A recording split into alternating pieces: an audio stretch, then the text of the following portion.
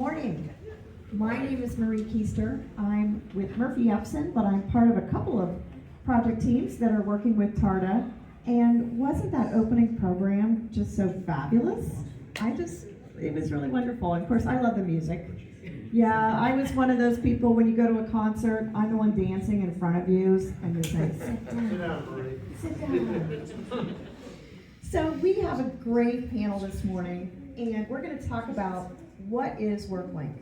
And Laura teased us a little bit with that information this morning, but it is a workforce mobility study being led by TARTA, the Great Lakes Community Action Partnership, and the Toledo Metropolitan Chamber Council of Governments, TMACOG, aimed at those working or living in Wood County. So raise your hand if you'd heard of this before, or perhaps if you're sitting on the steering committee. Oh wow, so, all right, so you know this pretty well, but we're gonna go a little deeper this morning, and we have an amazing panel, and I'm gonna tell you who they are. I'll be your moderator this morning, and then Sam Meldon, who is Chief of Communication and External Affairs with TARTA, is gonna kick us off in just a minute. Marissa Bechstein. Bechstein or Bechstein? Bechstein. Okay, I know a Bechstein family in Worcester. So she is program manager and newly overseeing economic development, but we've known Marissa for her transportation shops for many years. And she's also on the WorkLink steering committee, and TMACOG is just an amazing partner. Heather Mallette is with us today. She's with the Northwest Ohio Human Resources Association, president-elect. But she's going to give us that employer point of view. And then, BJ, do you ever need an introduction? Does everybody know you? He owns Strategy. I do have my name tag on. Strategy by Fischer. So we may not need the mic, but my voice is not as strong as it could be. So I'm going to share the mic. And I got Renee back there making sure that everybody can hear us. And so we're going to kick off. Each one of our panelists are going to do a little bit of an introduction. Sam's will be a little longer because he's going to give us the lay of the land on what WorkLink is all about. Thank you so much. I'll try without the mic. Can you hear me okay? Oh, that's great. I'll hold it like a lightsaber. No, thank you. Thanks, Marie, for helping with this. I have to acknowledge Keister in the back of the room there. If you did the VR headset, she was the one helping you experience an alternate reality that will soon be a part of our reality, hopefully. But project lead on BRT and WorkLink. So I introduced her not only to give her the credit she's owed, but also to say, to the degree I mess anything up, she's invited to step in and tell me that I did something incorrect. The biggest thing, who has not heard of this project like at all? I mean, other than like maybe the program this morning. Okay, a couple. Several others who are familiar. I think that video that you may recognize the voice that I was doing the voiceover for. So we framed up fundamentally in that video a certain kind of tension that I want to say is very, very, very, very relevant to what WorkLink is all about. Which is, things change. Things change. It used to be true that your job and your house was real close together. It's a lot easier to pull off. In fact, you think about neighborhoods throughout the most densely populated area of Lucas County, those neighborhoods were formed often in response to job sites and job opportunity.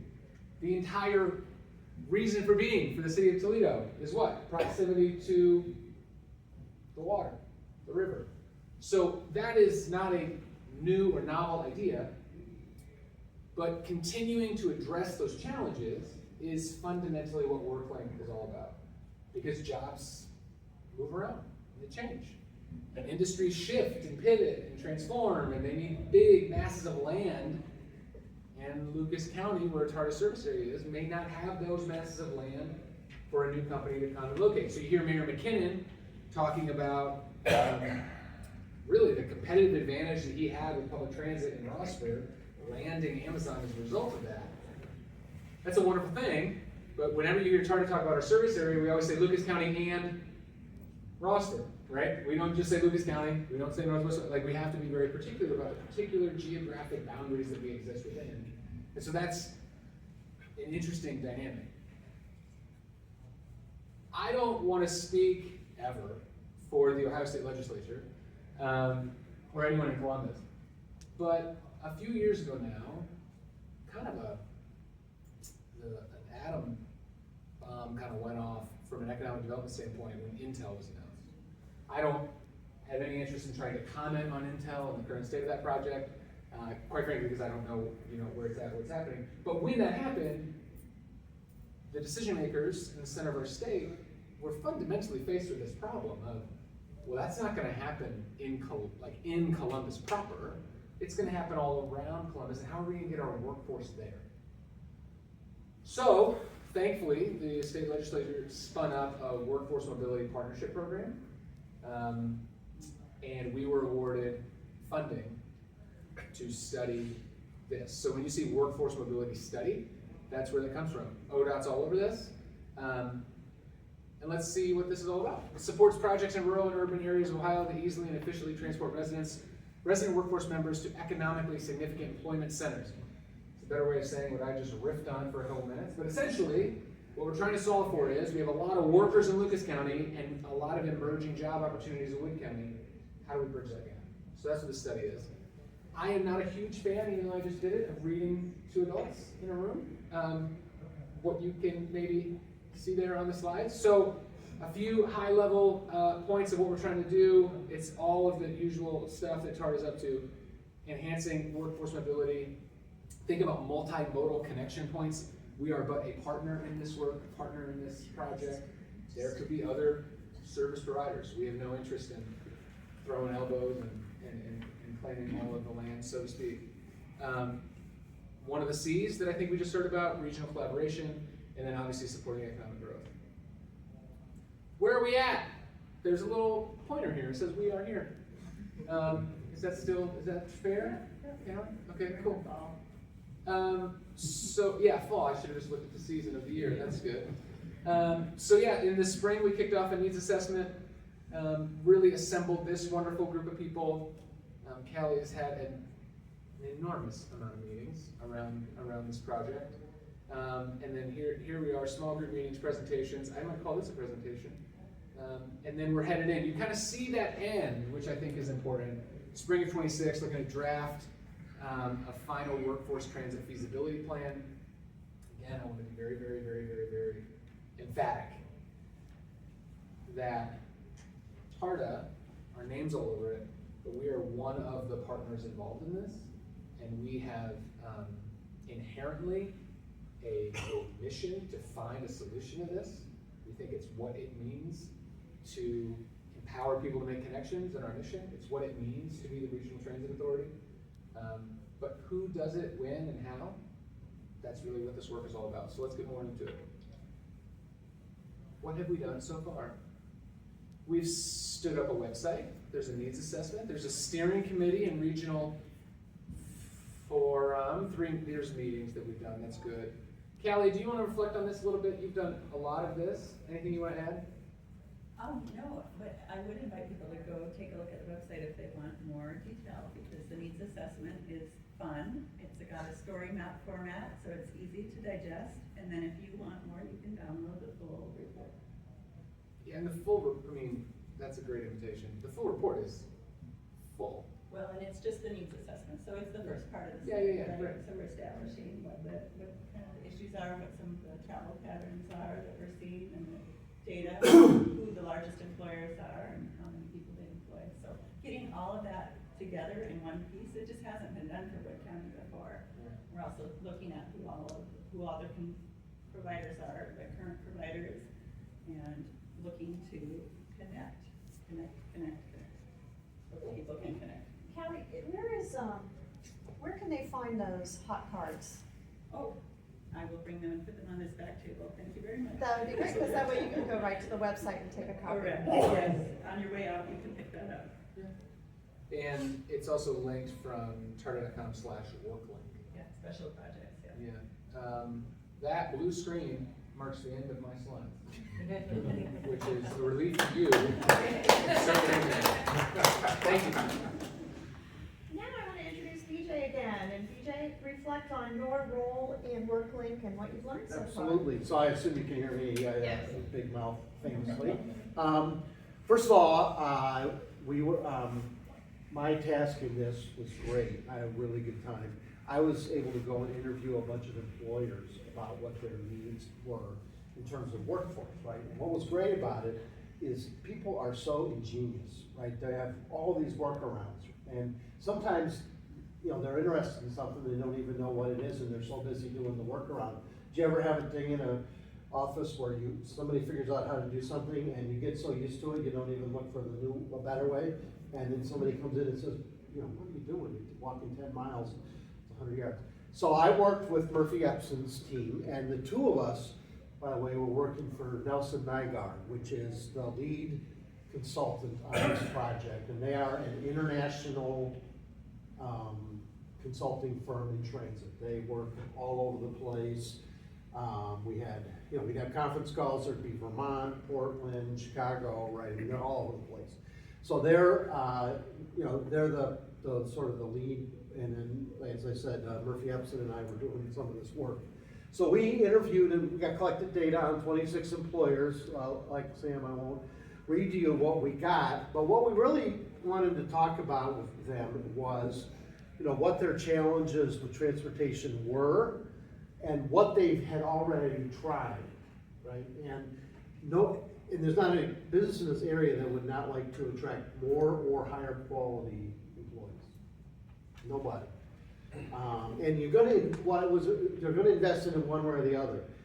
If you invest in a great employee experience, then you don't have to replace so many people, but it still is an investment, right? It doesn't happen just naturally. So we had, so here's what we sort of talked about with people. First of all, Wood County has a strong economic base, and that was alluding to what Sam said, particularly in the northern part of what we identified along the 795 corridor there, and then also a little bit down in Bowling Green, a little more self-contained. But there's manufacturing. Obviously, there's the big hospital in Perrysburg. There's retail and hospitality, mixed in there as well. Half of the employers said that transportation was a challenge to getting employees to work. That could hit on a couple of different things. It might have been more on the episodic side, like they have employees whose car breaks down, they can't get to work, or the two of them have one car, and they need to get the kid to the doctor, and the car's not available, that sort of thing. Or there could be weather issues, but sometimes it was permanent. And what was really interesting is they don't always necessarily see it because they have a thing in their job that you have to have reliable transportation to apply. So I would say, how do you know that you wouldn't get better people if there was transportation, since you weed them out at the beginning, right?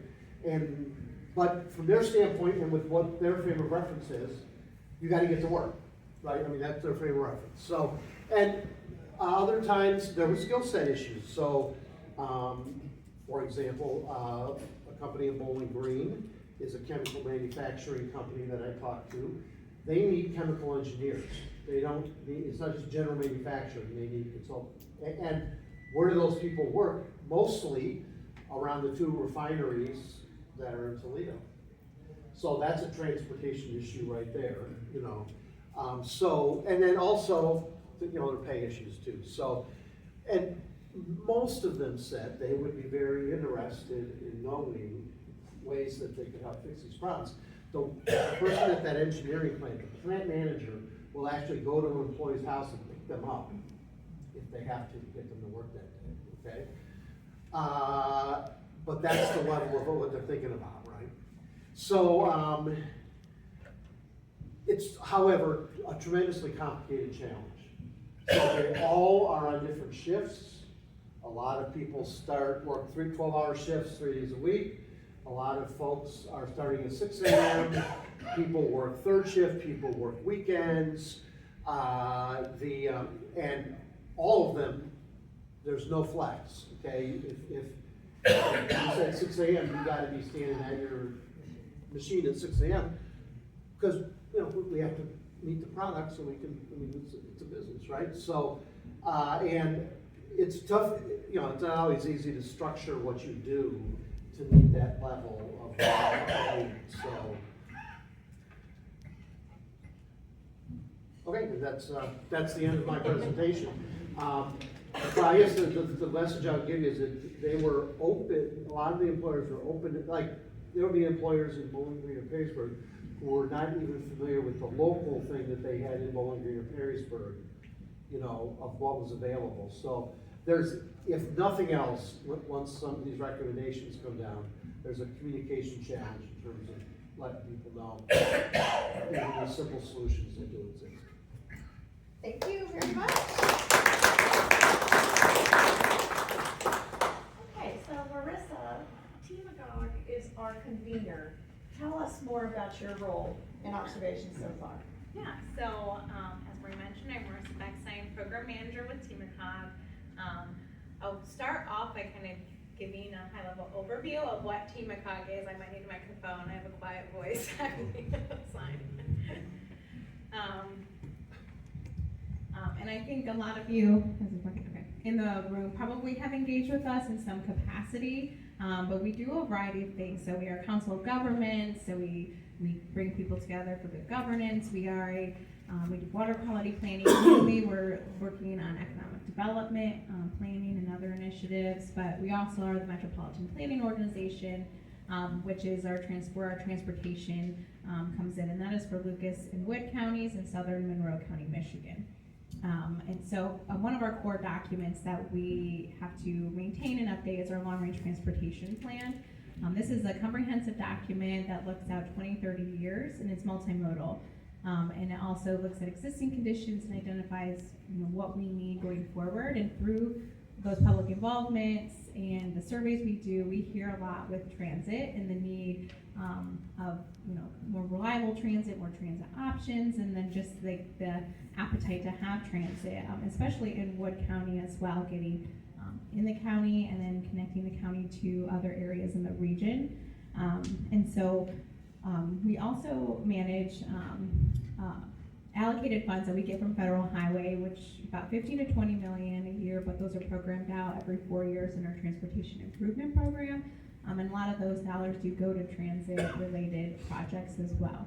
And then we also engage in a variety of other planning and multimodal transportation, like passenger rail, freight, active transportation, because they all really do connect together. But with WorkLink, kind of how we became involved in this process is over these 6 years that I've been at TMACOG, you know, like I've said, we've heard the need for transit and more transit options, but I don't even know how long ago now, we had requests for a letter of support from GLCAP to do a study in Wood County for the Workforce Mobility Partnership Program, and then we also got one from TARTA at the same time to do the same study in Wood County. And so something that we do and we aim to do is to bring people together and avoid duplication of effort. So we're like, it doesn't make sense, you both are applying for the same study, and so that kind of was what formed the partnership. And I'm excited. It's been interesting to be a part of the study after seeing the need in Wood County. So I'm excited and encouraged with what the study is gonna, you know, hopefully do for Wood County.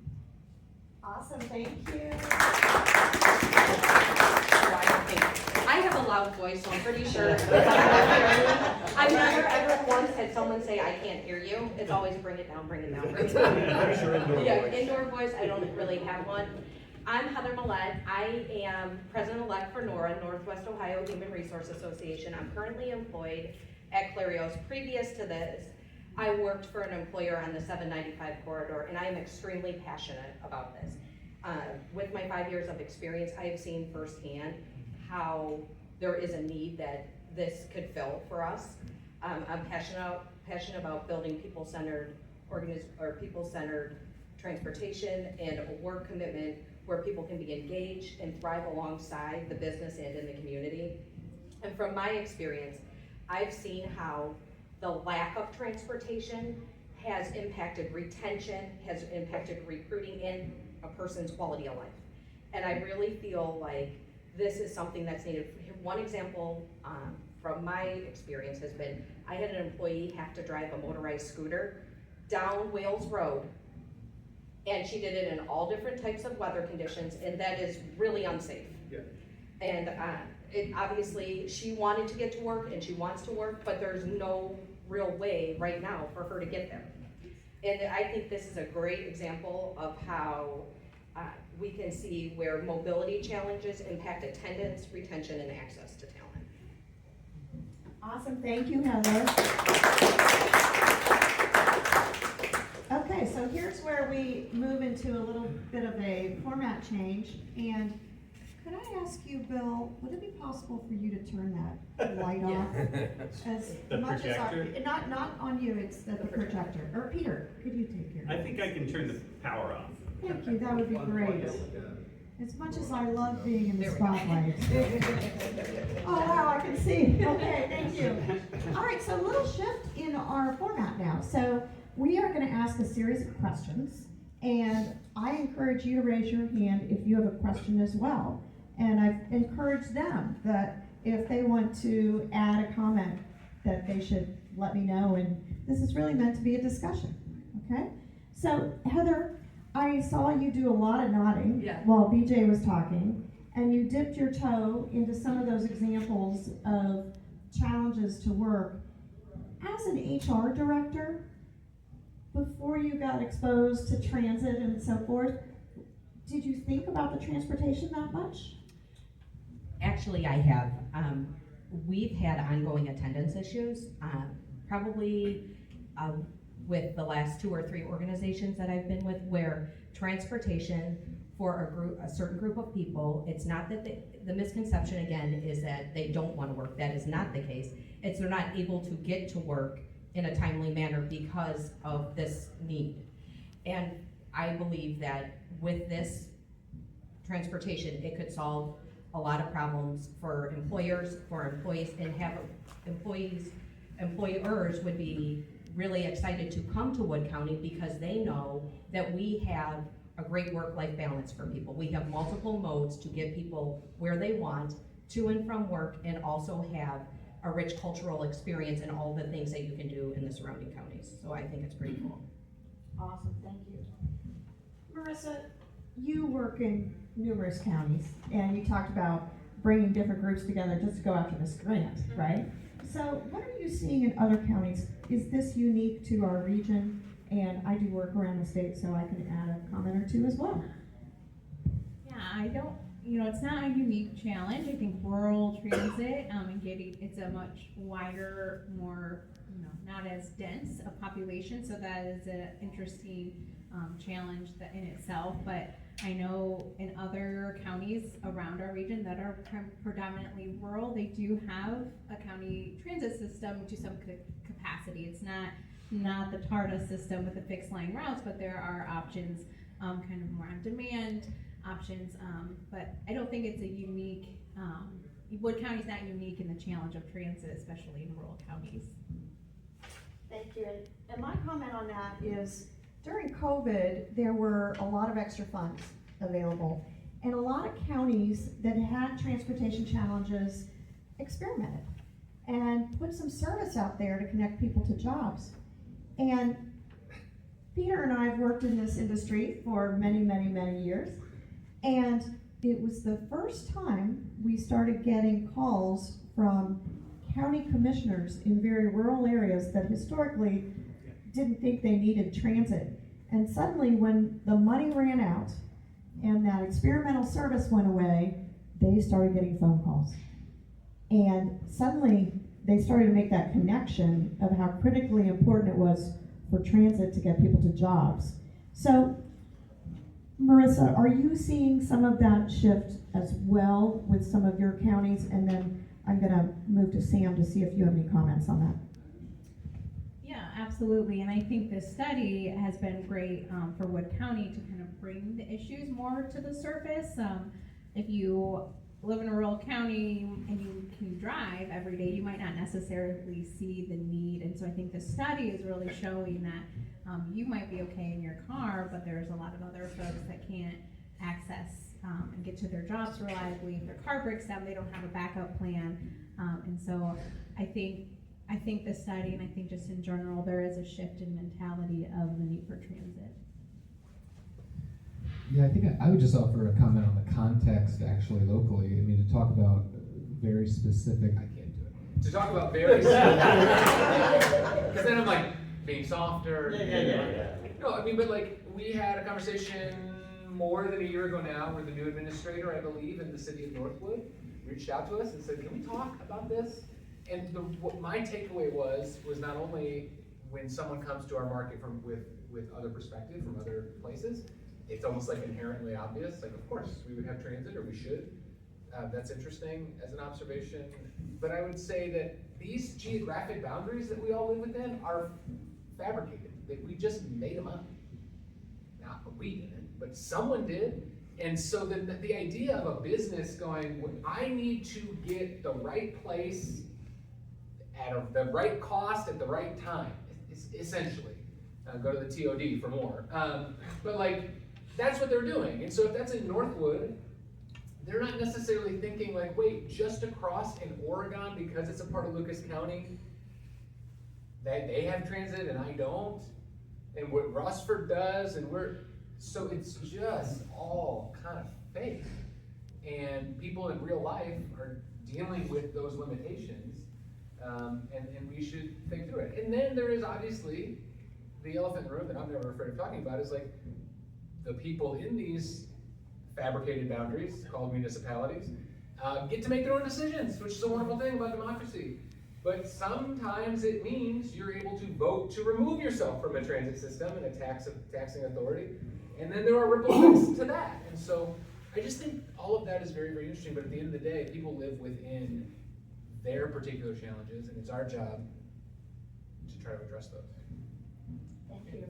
I think there's one more point to make. Yeah, please. There's one point I think that unifies all of the four of us together, and it's that we're not only addressing mobility, but we're also addressing employers' talent strategy. What are we doing in the county to move our talent where it needs to be, and positioning ourselves in a way in the state that we're a leader?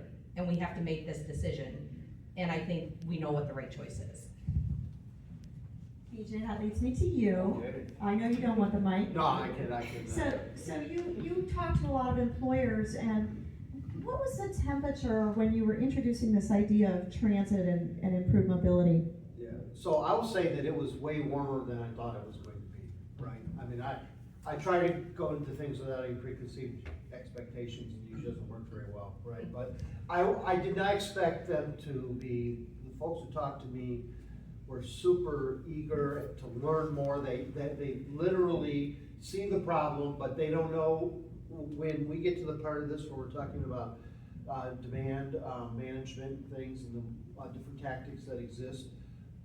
That it's just something that they never even would have thought of, right? And the other thing was, we have when Sandy and people talk about the region, we talk about the work ethic of the people who live here, right? It's unbelievable what people are doing to get to work that they shouldn't have to do, right? Driving down Wales Road, which is not that wide in a mobility scooter. I talk to people in Bowling Green who are riding across Napoleon Road and Gypsy Road, narrow roads with trucks on them, on bicycles to get to work, right? So we have people, this is not about a work ethic. This is about people in a certain pay band who have trouble with cars because of the cost. So if you make $20 an hour, a study was released recently, that's how much it costs for your housing anymore, $20 an hour. So maybe there's two of you, okay, but the rest of it's gonna get eaten up pretty quick.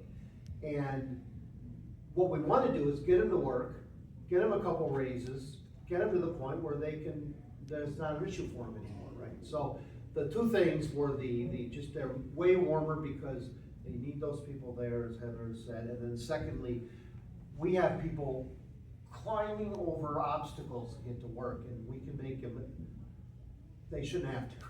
It's a lot of things. Can I make one more comment on that too? I think that if you tie the last two comments together, I think there's an interesting insight as well that we see, which is everything BJ just said is true. There are certain people who, for all of the reasons he mentioned, don't have access to a typical kind of a stereotypical car travel existence. But you think about a talent acquisition strategy, and that's not the space that I'm in. But you want to talk to younger people who don't want to drive at all, or they don't want to get a driver's license, and now that company is trying to get younger and do proper succession planning and bring in innovation and new ideas, and you can't attract them because how am I going to get to work when I get there? So it is a both and there. Are there any employers in here? In a way. Okay, yeah, so Tim, can I call on you? You know, what is your interest in this and why have you been involved? I don't think I need that either. Okay. So I'm come at this from a couple different interests. I'm the executive director for the Site Center in Northwest Ohio. We're a nonprofit that serves people who are blind or visually impaired. I am also visually impaired. I live in Bowling Green, and I worked for 30 years in Bowling Green doing a lot of the things, you know, it's an easier town to get to work if you live and work in Bowling Green. I did that for 30 years. For the last 10, I've been working in Toledo at the Site Center. And when I remember getting the job offer, and I said, because I was on the board, I knew the organization well, but I said, I need some time to figure out how I'm gonna get to work. And, you know, my neighbor introduced me to a woman who lives in Bowling Green and works right next door to the Site Center. And for 10 years, I've been riding with her, giving gas money. And when she goes on vacation, I have to kick in my backup plans. And in a 4-day stretch, I had 8 different drivers to get me to and from work. So I'm very fortunate to have people that are, you know, that are willing to let me ride along, but it's not a great way to build a career. And so I come at it from that standpoint, and just not only the people that maybe that we want to employ at the Site Center, but the people we serve who want to work, who have unique skills because of their daily challenges with vision impairment. I think that brings some things that employers would love. People that have some persistence, have some problem solving, have some tenacity, some empathy, some memory, you know, those types of things. And so that's kind of why I'm interested. There's a lot of different reasons, but tackling this and finding some solutions would be awesome. I love that. How about potential solutions? So when you go to employers, and I'm throwing this out to all of you because there's ultimately going to be a package of ideas. So Sam, do you have any thoughts on that? I would, oh boy. I would throw out one that I feel is maybe, and Callie, you please jump in if you think I'm talking sideways here. That is the most low-hanging fruit, so to speak, which is this notion of a connection point. Because it's a little scalable, a little scaffolding type thing. So you think about the very edge of our service area currently, you know, the Penta, Owens area, obviously 2 incredibly important organizations for us to be connected with in general. But you think about a connection point and other different types of service providers that could tap into that, you know, could have implications for where our current fixed route service is adjusting maybe to meet up, so to speak. You know, what BJ said is really, you know, the story of the scooter on Wales Road notwithstanding. I mean, the idea of this work ethic and all of the effort it takes to piece it all together, I think the lowest hanging fruit is we make that a little easier through these connection points.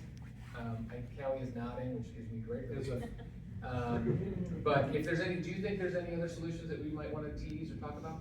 Do you want to share the slide with the, I don't know when you were thinking of that, Marie? BJ, while I look into that, I had one too. So this would be a good opportunity also to go to the website and sign up to get more updates about the study, because Once a comms guy, always a comms guy. Look at exactly that. correct. You gotta have a call to Man. action. You gotta have This a call to guy. action. So, and the reason for that is because we're gonna do a lunch and learn coming up about something called TDM, which I know all you hate the acronyms are in this field, and I'm with you, because I didn't know any of them when we started. It's about demand management, and it's about the little grassroots kind of things that can be done to bridge this issue, right? And Tom Brown is gonna give the presentation. Tom Brown knows this area. His father was the president of Owens Community College for a long time, if you remember that. So, and so if you, we'll notify you about this lunch and learn. I think it'll be an excellent opportunity to hear things that, you know, hear about what's going on for using the international network that we have through Nelson Nygaard. So, partly that is something that we're still delivering as part of the study. And then the job will be to communicate it to the appropriate people so they have a sort of a toolkit. And I'll add too with solutions. Here, TMACOG is not a transit provider. There's so many transit options and solutions that I'm not even like overly familiar with, but there's other transportation needs beyond transit that need to be addressed, and that's the pedestrian and bikeways facilities to connect. The transit's probably not going to take everybody from door to door, so you have that last mile connection piece. So we are doing a regional active transportation plan that will hopefully identify, kind of tie together some of these areas, especially in Wood County where there's gaps in connectivity. So you don't have to dangerously ride a bike or walk down a road in the dark without lighting or sidewalks. So solutions beyond just the transit solutions will just help with and complete everything. And we also are trying to revamp our Go Ohio commute program as well. It's another kind of tool in the toolbox. It's not a solution. It can help supplement, encourage carpooling. So we're going to hopefully take it to some employers, and so that they can find out what employees maybe live close together and they can carpool, they can log their trips, and help just overall reduce air quality and find those other kind of small solutions. One promising solution that I see is building employer partnerships in mobility, things like shared ride, transportation stipends, on-demand shuttles, and we can treat transportation as part of a talent strategy. We not only help people get to work, we expand access to opportunities across Wood County, and I think that's really what we're all talking about and can agree to. Keep that over there. And Callie, do you want to add? Yeah, I can add, you're probably noticing there's tiers of what can we do right now, what can we do in 5 years, what can we do in 10 years. And so we're really trying to take a holistic approach, and Go Ohio, Van Pool, these are things that are available now. So we're working with our Lunch and Learns to educate employers and those in Wood County about the opportunities that solutions they can grab right now. But we also have these hopes to create these connection points. And once an employer knows the connection point is at, Glendale and, this intersection, then it becomes so much more feasible for them to think, oh, we could run a shuttle there. One person driving one shuttle, easy peasy, right? That's such a low cost. If we can, do you know what I mean? It becomes easier for, like Heather mentioned, maybe collaborative, maybe even a group of employers get together and are able to, again, this would be like a 5-year or 3-year situation, right? Until we have a stronger infrastructure in place. So there's the service side that you're talking about. You dipped your toes into the demand side, and that's where there might be other ways to help people get to work or to explore other ideas. I want to go to the infrastructure issue for a second. So there could be a lot of bus stops and so forth, but it may be very difficult for people to get to them. In Columbus, they've just passed the Link Us levy, and it's very unusual because not only is it a bus service expansion and they're going to introduce bus rapid transit, but really what I think compelled people to be so supportive was transit supportive infrastructure. So it's going to generate about $50 million a year that will go towards bike trails, sidewalks, bike amenities that make it safer and easier to get to those bus stops, or for that get to your neighborhood after the bus stops because it's safer to walk or ride a bike. How long is Link Us? How many years? 2050. It's permanent levy, actually. For scale, 50 million a year in pedestrian-friendly infrastructure, larger than TARTA's annual budget. Well, the Important. Mid-Ohio Regional Planning Commission used to be able to allocate about $2 million a year for that. So they had a goal of 500 miles of trails, and they were never gonna get there. But now they've expanded the vision. So can I jump in on that on one thing? Yeah. And this is like my little TARTA. I made this comment in lunch. session we had. And I really want to just sort of like underline,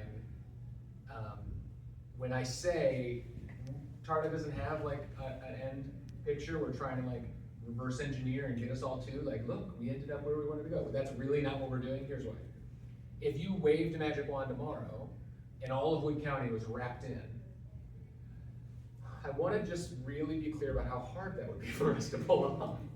When we expanded to all of Lucas County, the scale of, and I see Trustee Bud Thompson, nodding his head, like the scale of expanding into Western Lucas County, in Springfield Township, expanding into Oregon from East Toledo, because with paratransit services, 3/4 of a mile around any fixed route extension, you're then standing up additional service. We introduced microtransit with TARTA Flex. All of those are more vehicles and more staff to support those. Like the idea that we're like, let's expand into Wood County, it's like not actually gonna, it would not be great for us. It'd be so hard to pull off. It would take immense partnership. Now, if we're called to do that, we'll do that. We'll do what we have to do. But this thing needs to kind of roll out in some sort of sober-minded way. So I have a question, if this may be for Callie, Sam, or maybe you, Heather.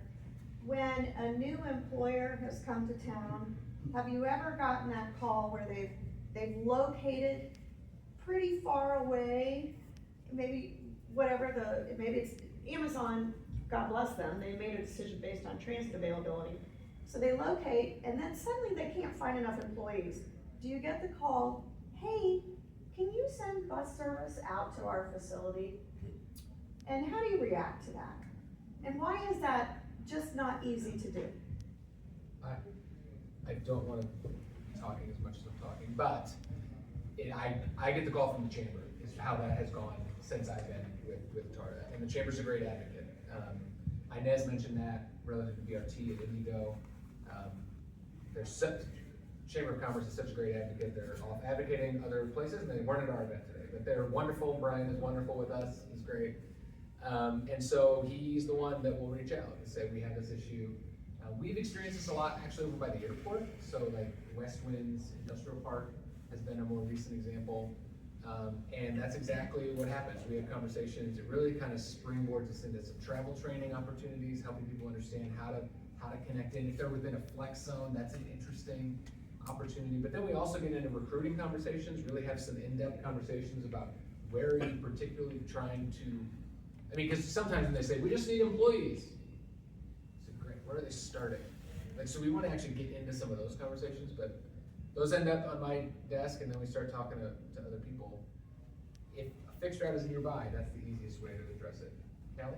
Yeah, an interesting call I've had recently is from NOIC, Northwest Ohio Innovation Center. This is $35 million that's going toward trying to unify our glass manufacturers.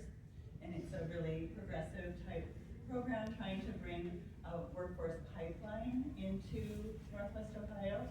And they learned quickly that we have no glass professors at UT or BG, for example. So these are the types of things they're thinking about.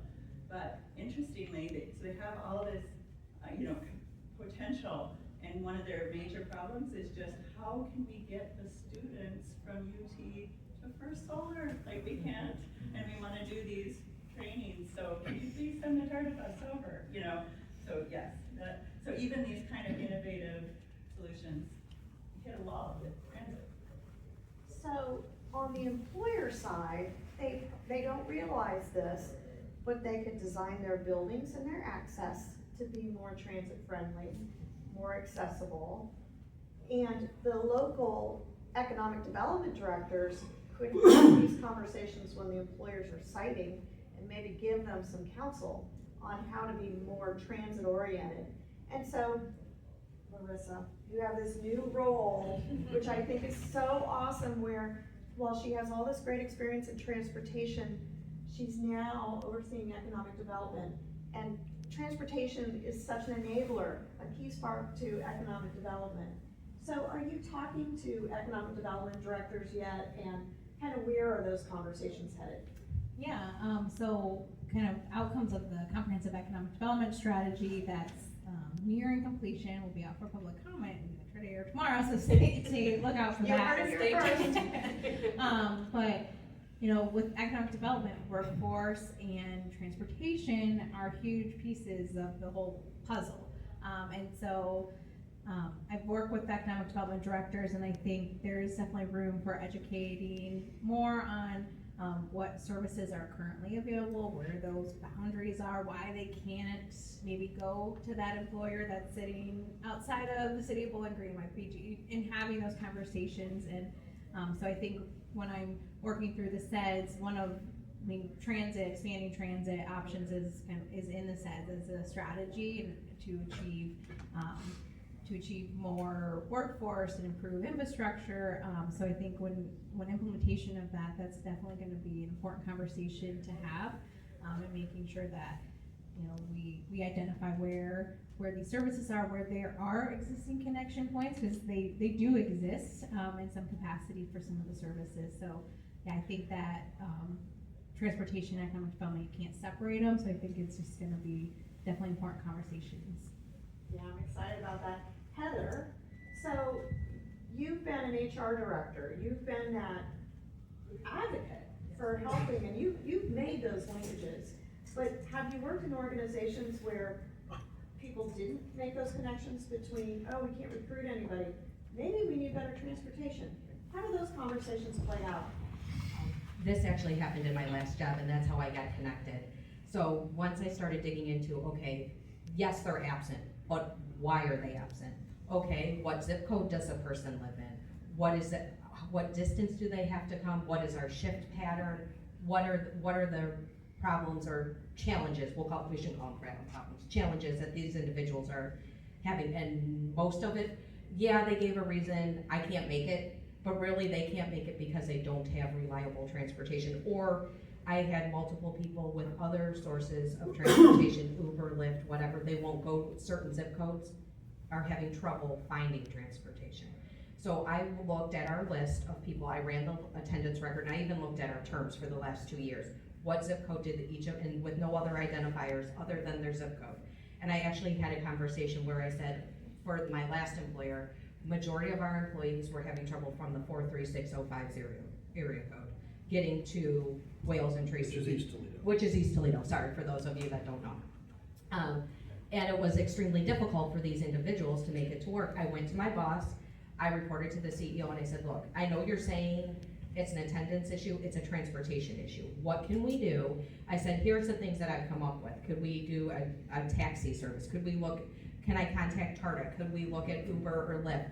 What makes sense? What can we do? And that's what kind of spurred this. So I know firsthand that this is an ongoing issue in the community, for sure. How did the CEO react?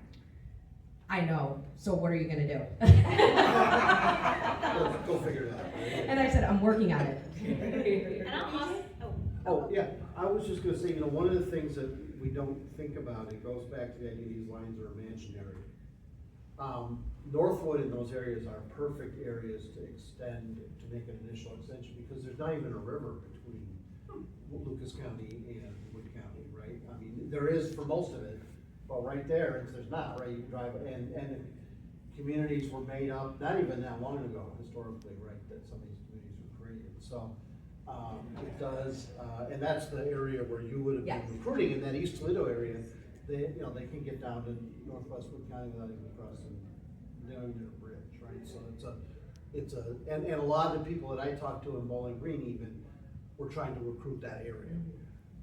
Can I make one comment on that though? That's just a wild story. It's in our past now, so we don't think about it. But it is true that when we passed to make TARTA countywide, the first expansion we made in Spring Meadows was we actually just went over the expressway on Airport Highway. I mean, literally what we used to do prior to that, because of this boundary life we're all living, was we would drop people off and then they would walk across the overpass to get to Spring Meadows to the, in pretty legit amount of jobs that are over there. And then suddenly we said, we'll just take you all the way. Now that you're in the Right. So but like, it's a very recent, we've done it. there's your ridership increase right there, baby. Yeah, and I was gonna also mention too, and it kind of goes with what everyone said, is like our labor sheds interchange. There's not one county in our region that everybody lives in the county, works in the county. You have Lucas County residents going all over. I mean, sometimes they go all the way down to Franklin County. And so it is important to kind of look, take a step back and look at the needs regionally, because the labor sheds are, all over the place. So A couple other people I want to recognize is, Ohio Department of Transportation Office of Transit is the one who's enabled that grant process, right? And Great Lakes Community Action is an amazing partner. We invited them to participate, but then sadly but excitingly, there's some leadership transition. So we're excited to welcome you in the room. Do you want to make any comments about why you were so eager to pursue that grant opportunity? Well, I mean, that kind of goes back to, I think, to what Marissa had talked about, that you look at, and I think she kind of alluded to it, that you look at surrounding counties, surrounding rural counties, that do have more options than Wood County does. And some of those counties are smaller than Wood County. And so there really isn't real reason that Wood County isn't better connected from north and south. And so we've just got to do a better job. And that was why we wanted to take a look at what can we do, workforce, but not just workforce, because healthcare, all that bleeds into the workforce. If people can't get access to doctors, to healthcare and all that stuff, then it's going to affect the workforce ultimately anyway. So our focus was going to be countywide. What's it going to take to not only get people to work, but get them to and from doctor appointments or anything else that they need. Yeah, the political climate in Ohio made the workforce part sort of the gateway drug in this case, right? But if we envision ourselves having the service for people getting to work, people, disabled people, was a significant part of the TARTA campaign we did to get the sales tax, things like that. Also, people getting to their dialysis doctors and things. So a lot of other things would come along in the wash with that. But one thing I did want to mention to Tim, I don't know if you know this, but there's I don't want to say it's official, but Go Bus is going to be coming from Wood County. That's going to actually connect Bowling Green to Toledo, Lucas County, and that's 7 days a week. Yeah, so that may be something that you could benefit, and I think everybody will benefit. So I think there's baby steps that we can take until, like Sam said, the low-hanging fruit. Until we can get to that, there's some other steps that we can take that, starts that connectivity. Can I weigh in on that? Because I think at the end of it, it's always gonna be taking multiple aspects, because unless you're doing door-to-door everywhere, getting from Bowling Green, I still, if a bus picks me up at Bowling Green, I still need to get to that bus stop. And if I got dropped off, I still need to get to work. And so I think this idea of organizations like ours doing travel training for our clients so that they're more comfortable riding fixed route buses instead of paratransit whenever possible. That communities look at their own sidewalks and their own lighting and their own safety. And so it's a fascinating thing that we all have a role in, making that the hubs. It's hubs and spokes, and I think it's an endless series of hubs and spokes that get us to where we need. And the more we can strengthen the main corridors of people moving, it makes it easier to tap into those for things like Uber and Lyft and other things to get people to their actual destination. I loved how you talked about, everybody has to do their part, right? And it's that collaboration I want to lean into now. Raise your hand again if you're on the steering committee for WorkLink. Okay, raise your hand if you've been to any of the region forums, or what Callie has always called the big tent. Okay, so I know why you're on the steering committee, and you're deep into that.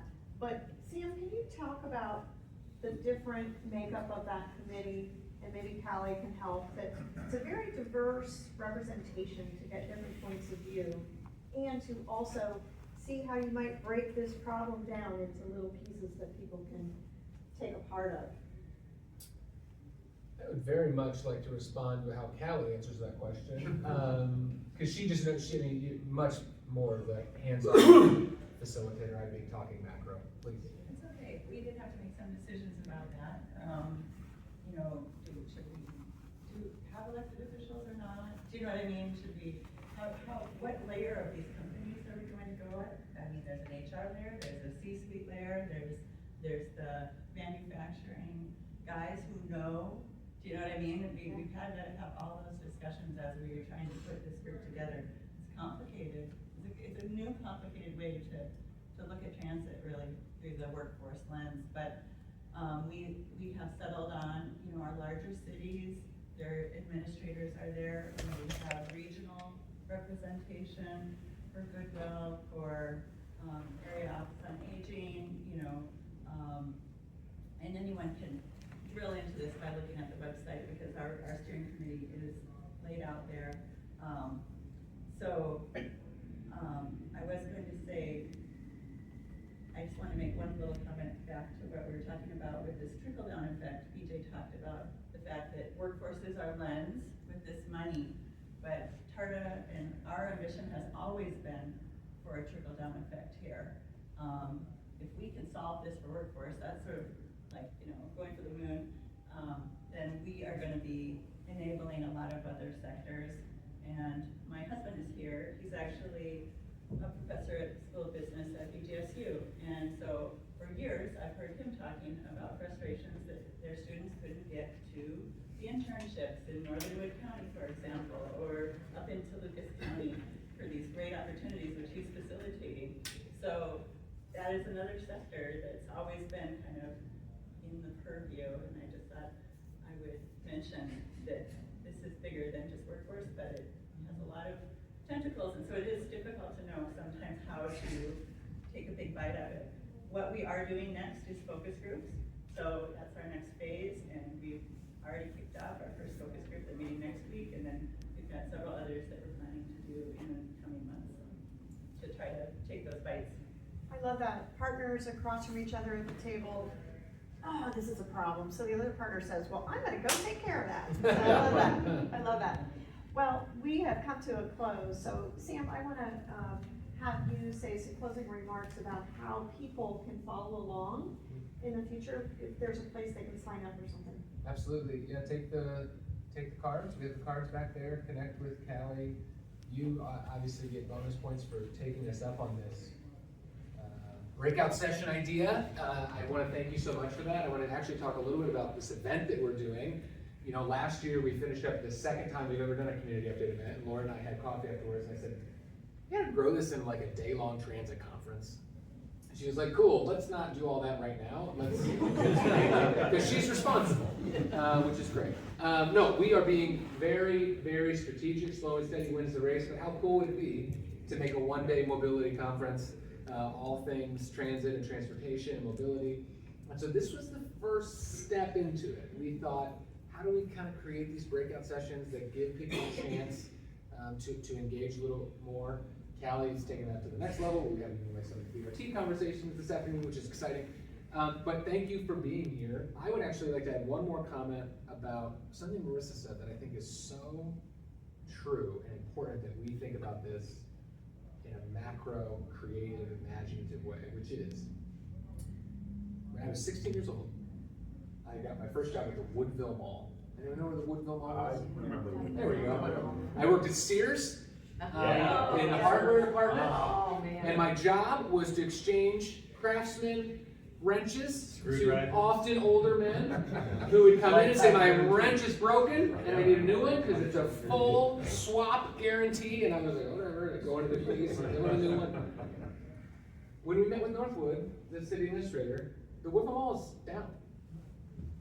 And what was once a job center that we would probably have identified in this conversation as a place where people needing transportation would go work is now about to be housing. So I just want to say, Marissa's point about this notion, what did you call it? The transit, what did you call it? You said the so good, I forgot it. Shed. Would anyone be shocked if as we laid down this transit infrastructure and established these partnerships, it eventually flipped, where now we were talking about new job centers in places in the city of Toledo and housing where the Woodville Mall was. And now we're talking, well, good thing we have that infrastructure, because now it's gonna help the workforce from Wood County get back into Lucas County for a job. We're starting it here, talking about one way, but we all know these winds change and infrastructure will help it go wherever it needs to go. Well, with that, how about a round of applause for this great team?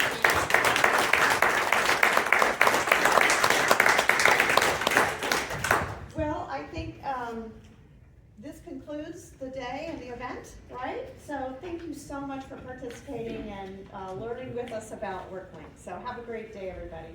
Thanks for coming. Thanks, Marie.